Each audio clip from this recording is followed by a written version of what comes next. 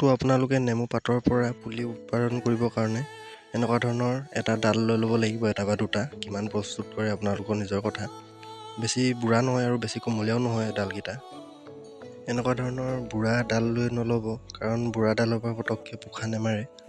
আপোনালোকে আধা কোমলীয়া আৰু আধা বুঢ়া তেনেকুৱা চাইজৰ ডাল ল'বলৈ চেষ্টা কৰিব। তাৰপিছত আপোনালোকে এনেকুৱা ধৰণে কাটি ল'ব। এই পাতৰ যোনটো গুৰি, এই গুৰিটোৰ পৰা শিপা মাৰিব আৰু পোখাও ইয়াৰ পৰাই ওলাব। একেবাৰে গুৰিত নাকাটিব মানে। তাৰপিছত অলপ পানীত ডুবাই দিব এনেকৈ ধৰণে 5 মিনিটমান ডুবাই থ'লে হ'ব। আৰু লগতে অলপমান হালধি পাউডাৰ ল'ব। এনেকুৱা পানী কাপোৰ এখন লৈ পিনি চালনীখনেদি মাটিটো অলপ চালি ল'ব। অলপ কাঠ মাটি ল'ব আৰু ভাল ডাঠ মাটি।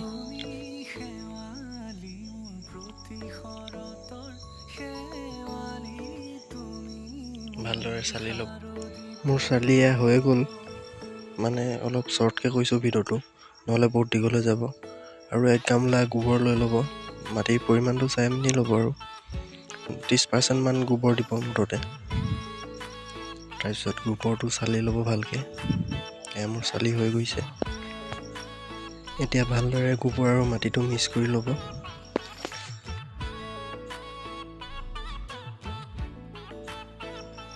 এয়া মোৰ মিক্স কৰা সম্পূৰ্ণ হৈ গৈছে।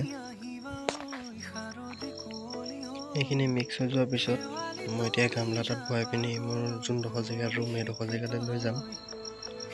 আপোনালোকে ডিছপ'জেল গিলাচতো ল'ব পাৰে।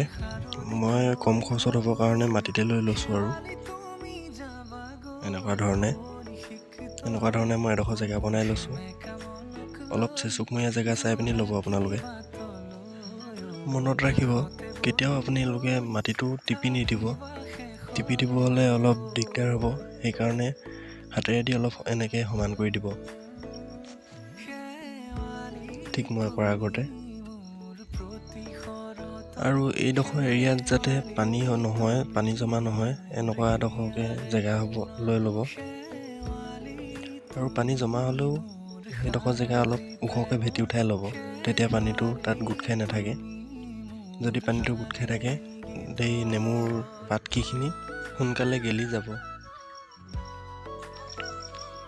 এতিয়া এনেকৈ নেমু পাতবোৰ উঠাই ল'ব পানীৰ পৰা। তাৰপিছত ইয়াত হালধিকণ আনি ল'ব। হালধিকণ এই দুইটা যোনডোখৰত কাটিছিলে, সেই কটা 2ডোখৰতে লগাই ল'ব, 2টা মূৰতে। তাৰপিছত এনেকুৱাকৈ গুজি দিব হাতেৰে, আঙুলিটোৱে। গাঁত খান্দি গুজিব নালাগে। আৰু মাটিটো মই কৈছিলোঁৱেই, জোৰেৰে টিপি নথ'ব। টিপি থ'লে এনেকৈ দবাই দিবলৈ বেয়া হ'ব, আৰু দবাই দিলে তেতিয়া ছালটো এৰি যাব। যদি ইয়াৰ পৰা ছালটো অলপ এৰি যায়, তেতিয়া দিগদাৰ হ'ব, মানে দুখ পালে। আৰু কাটোতেও অলপ সাৱধান হ'ব, যাতে ছালটো এৰি নাযায় আৰু ঘাৰ নালাগে।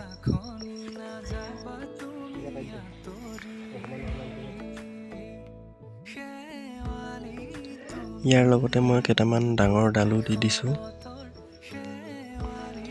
মানে আপোনালোকে যদি পুলি বিকিম বুলি ভাবে, যদি আপোনালোকৰ তাত পুলি বিক্ৰী হয়, তেনেহ'লে এই মই পাতৰ পৰা যেনেকৈ ওলোৱা পদ্ধতিটো কৈছোঁ, সেইটো কৰিব পাৰে। সেইটো কৰিলে আপুনি বিকিব পাৰিব। আৰু এইটো যোনটো ডাঙৰকৈ দিছোঁ, তাৰ পৰাও বিকিব পাৰিব, কিন্তু তাৰ দামটো এক্সট্ৰা হয় আমাৰ এইফালে। মানে এটা কথা হয়, যোনটো পাতৰ পৰা দিছোঁ তাৰ পৰা অকল এটাই পোখা মাৰিব, আৰু যোনটো এইটো মই ঠাৰি দিছোঁ দীঘল দীঘলকৈ, তাৰ পৰা বহুতকেইটা পোখা মাৰিব। যেইটা গাঁঠি থাকে সেইটা পোখা মাৰিব। মানে আপোনালোকে যদি 2-3টা গাঁঠি দিয়ে, তেনেহ'লে 2-3টামান পোখা মাৰিব। আৰু যদি এটা গাঁঠিয়ে দি থয়, তেনেহ'লে এটা পোখাই মাৰিব।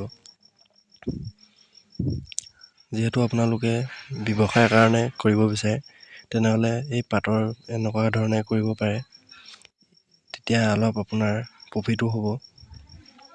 তো বন্ধু বান্ধৱীসকল, যদি ভিডিঅ'টো চাই ভাল লাগিলে, তেনেহ'লে লাইক, কমেণ্ট, শ্বেয়াৰ কৰিবলৈ নাপাহৰিব। আৰু যদি চেনেলটোত নতুনকৈ আহিছে, তেনেহ'লে চেনেলটো ছাবস্ক্ৰাইব কৰি থ'ব আৰু ঘণ্টিটো দবাই থ'ব। যদি এনেকুৱা ধৰণৰ আৰু কিবা ভিডিঅ' লাগে, কমেণ্ট কৰি জনাব। Thank U.